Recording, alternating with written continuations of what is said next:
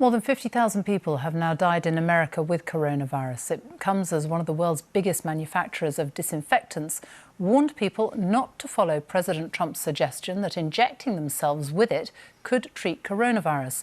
One leading company said under no circumstance should its products be put into human bodies.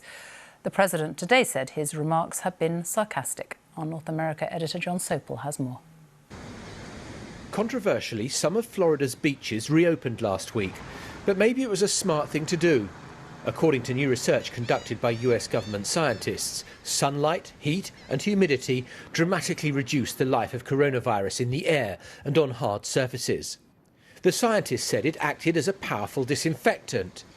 And that led the president to muse on whether disinfectant could be used inside the human body to kill the virus. And then I see the disinfectant where it knocks it out in a minute, 1 minute. And is there a way we can do something like that by injection inside or almost a cleaning? Because you see it gets on the lungs and it does a tremendous number of the lungs. So it'd be interesting to check that. The president's chief medical advisor looked as though she'd have liked Harry Potter's cloak of invisibility. In a minute, 1 minute. New Lysol spray disinfectant. For over a century, Lysol has been one of America's top-selling brands of bleach. But today, in 2020, the manufacturers felt forced to issue a statement saying, under no circumstances should people ingest disinfectant. Doctors, health professionals and politicians are similarly disbelieving. Very clearly, disinfectants are not intended for ingestion, either by mouth, by ears, by breathing them in any way, shape or form.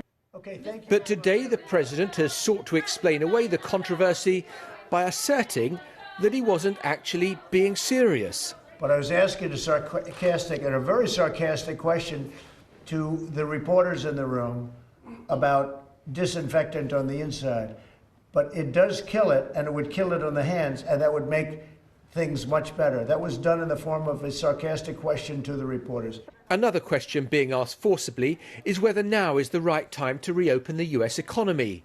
In Georgia today, hairdressers, nail salons, tattoo parlours were able to resume business, even though coronavirus is still a serious problem in the state. Now, leave to one side the question of whether sarcasm is quite appropriate from the presidential podium in the midst of a pandemic. Donald Trump's account is not exactly what happened. I was at last night's briefing and his remarks were addressed entirely, not to the reporters, but to his chief medical advisor and an official from the Department of Homeland Security. And he seemed deadly serious. Now, the White House has been scrambling all day to come up with an explanation that will withstand scrutiny. It's not entirely clear that this is it. John Sopel, thank you.